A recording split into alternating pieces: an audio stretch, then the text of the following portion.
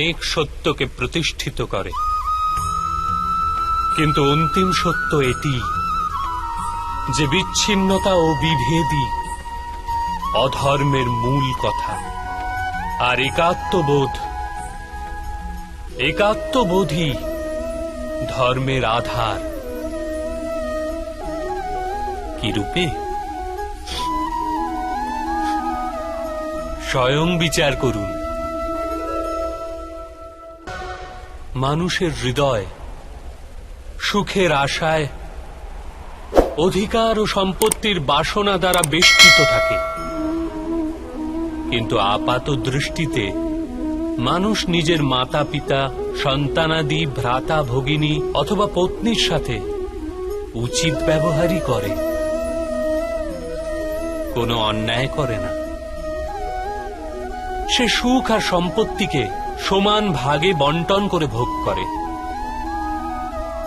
কারণ সে জানে যে তার সুখের ভিত্তি হল তার পরিবার, তার সুখের কারণও তার পরিবার। মানুষ এও জানে যে তার সুখ সমাজ থেকে প্রাপ্ত হয়, কিন্তু সে সমাজের সাথে অন্যায় করেই ফেলে, সমাজকে শোষণ করতেই থাকে, কারণ সে সমাজকে নিজের সুখের কারণ বলে মান্য করে না, সে সমাজকে নিজের সুখের সাধনা মান্য করে।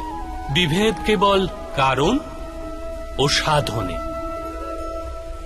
কিন্তু মানুষের যখন এই বোধ জাগ্রত হয় যে সমগ্র সংসার পরমাত্মারই রূপ, প্রত্যেক জীব পরমাত্মারই অংশ, অর্থাৎ কেউ পর নয়, সবাই আপন, এই সমগ্র সংসার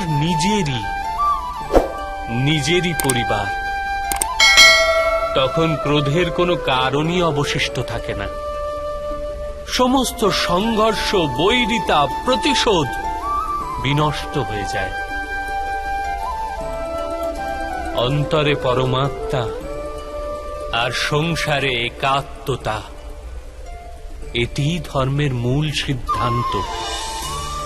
মহাভারতের এই যাত্রা ক্রোধ হতে বোধ অভিমুখে যাত্রা, বিচ্ছিন্নতা হতে একাত্মতা অভিমুখে যাত্রা। এই ভূমিতে বসবাসকারী প্রজাগণ যতক্ষণ এই মহাভারতের কথা নিজেদের স্মৃতিতে জীবিত রাখবেন, ততক্ষণ এরূপ বিধ্বংস পুনর্বার হবে না। যে কোনো শক্তি এই মহত্বের বস্ত্র হরণ করতে পারবে না।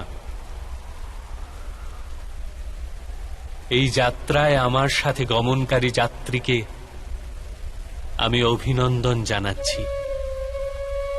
তাদের হৃদয়ে ধর্মের বীজ স্থাপিত হয়েছে,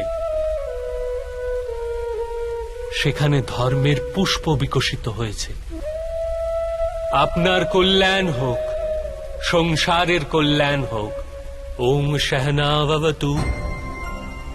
ঈশ্বর আমাদের রক্ষা করুন। সহনৌ ভুনক্তু। আমরা সবাই মিলে সুখ ভোগ করব। সহ বীর্যং করবাবহে। একে অপরের লাভ হেতু প্রয়াস করব। তেজস্বী মাবধীতমস্তু। আমাদের সবার জীবন তেজ দ্বারা পূর্ণ হোক।